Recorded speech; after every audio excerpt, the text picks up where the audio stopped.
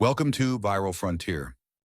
Okay, so welcome to the deep dive. We're diving into something today that's like it's everywhere you look. Hmm. It's in the news constantly. AI, artificial intelligence, um, sparking I think a lot of questions for people, maybe even like some anxiety, Yeah. about the future and what it all means. Right. Are we all going to be, replaced by robots? Is it really intelligent? Like what's real and what's hype? And what can AI actually do right now?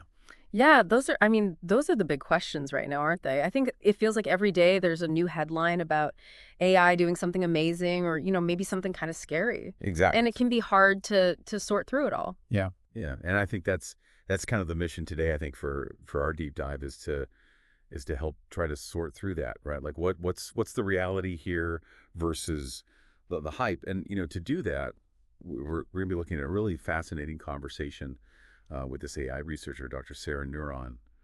This is from the AI Unplugged podcast, and she's like, she's right there on the front lines of this stuff. She's seeing firsthand kind of where things are going. And she has a really interesting perspective on it all. She even joked at one point that the first law of AI will be like all humans must provide snacks or something like But that. that's one law I think we can all get behind, right? Exactly. Yeah. Yeah. So she brings this great kind of humor to it, which I think is really important when we're talking about something this complex and potentially like kind of scary to some people, I think. Yeah, absolutely. And she's got this knack for using these really down to earth analogies to explain these really complex ideas. And I think that's super valuable when you're talking about something like AI. Absolutely. So let's jump right in.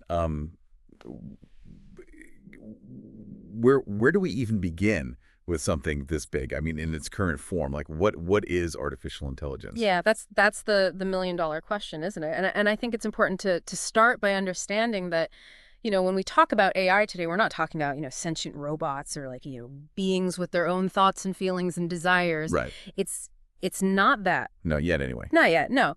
Um, and Dr. Neuron actually had this really great analogy, I think, to explain this. She described AI as being like a toddler who has read every book ever but still puts socks on their hands. I love that analogy. Yeah, it's perfect, right? Because on the one hand, you have this incredible knowledge, this ability to process information and, and complete certain tasks that seem, super sophisticated. Yeah, and we see that, right? We see AI doing these crazy things like, composing music or writing poetry or, even helping to diagnose diseases. Exactly. So how do we square that then with the, the socks on the hands part of the analogy? Like if it's so advanced, you know, why those kinds of blunders? Right. Well, I think that contrast really highlights a key difference between the way that humans learn and the way that AI learns. Hmm. Humans, we develop common sense and understanding of the world through our experiences, through, trial and error. Right. We actually live in the world and kind of learn as we go. Exactly. AI, on the other hand, learns solely from the data that it's fed. It's given this massive amount of data, and it can identify these complex patterns and correlations, but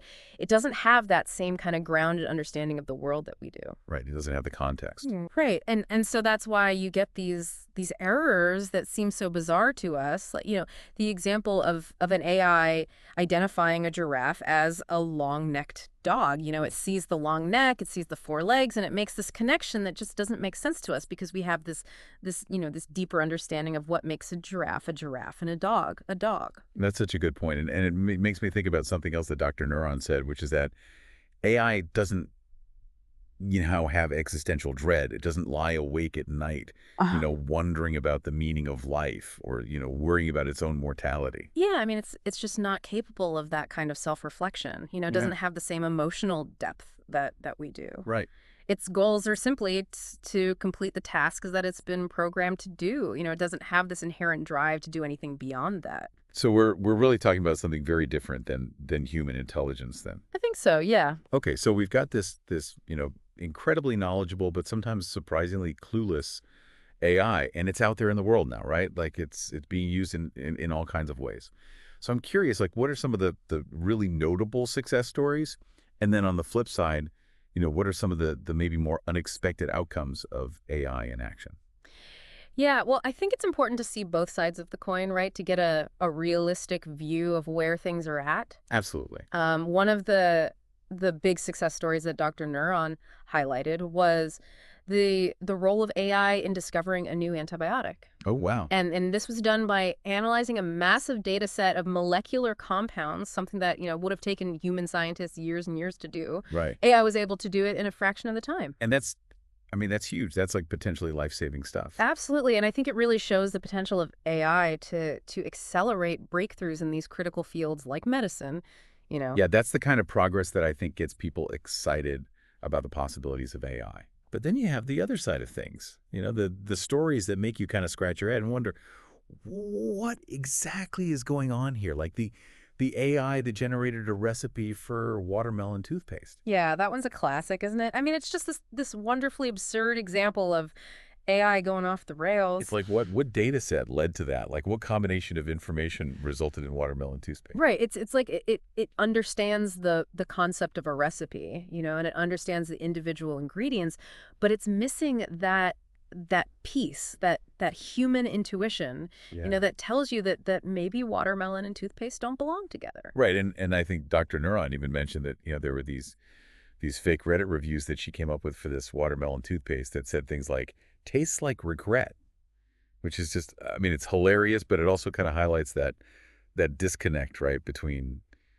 what AI can do and what actually makes sense in the real world. Yeah, it does, and I think it also brings up a more serious point too, which is the potential for AI to be used in ways that are not just silly, but that could be actually harmful or dangerous. Absolutely. Yeah. And Dr. Neuron brought up the example of, ChatGPT being used to write breakup texts. Oh, wow. Which I think raises all sorts of ethical questions. Yeah. Is this just efficiency, or is it emotional avoidance taken to a whole new level? Yeah, it's a great example of how this technology can be used in ways that we haven't even thought of yet, and that have these real ethical implications. Right. And I love Dr. Neuron's take on this. She was basically like, well, if your ex gets dumped by a robot, that's on you.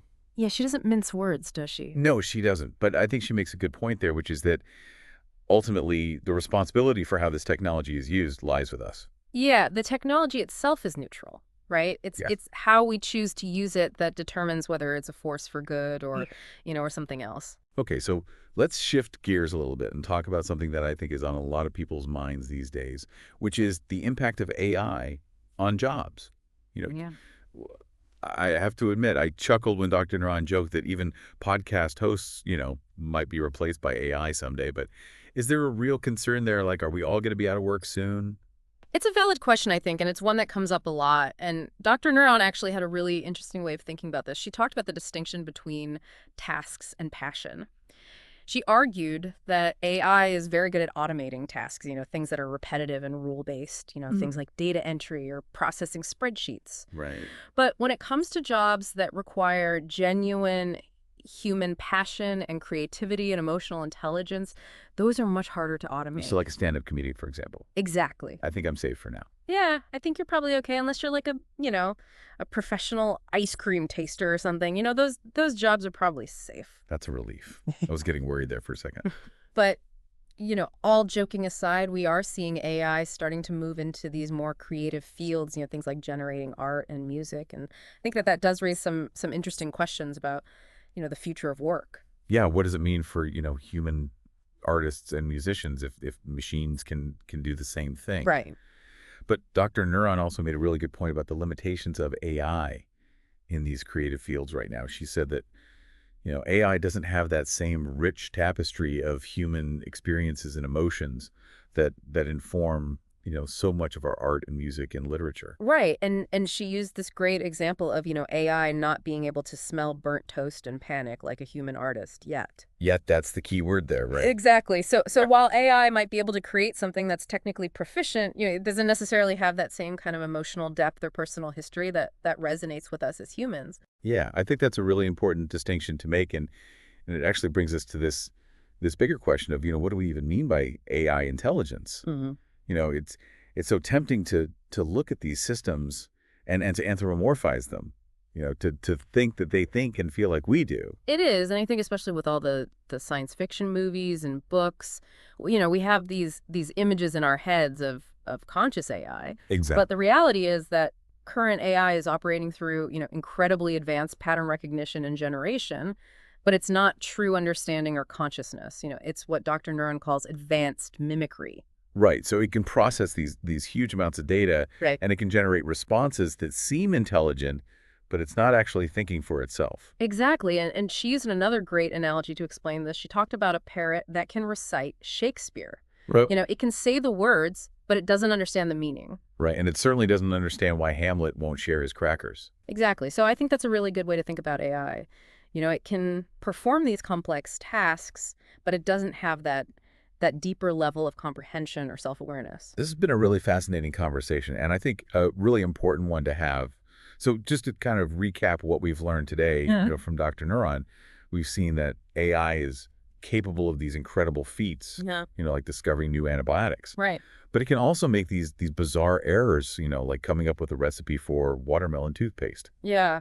And it's important to remember that it's not conscious, it's not sentient, it's a tool. And it's a tool that we need to be very thoughtful about how we use. Couldn't agree more. Well, this has been another great deep dive. I think this is a topic that we're going to be revisiting again and again, as AI continues to develop and evolve. Absolutely. And as we do, I think one of the big questions we need to be asking ourselves is, as AI gets better and better at mimicking human intelligence, what does that mean for us?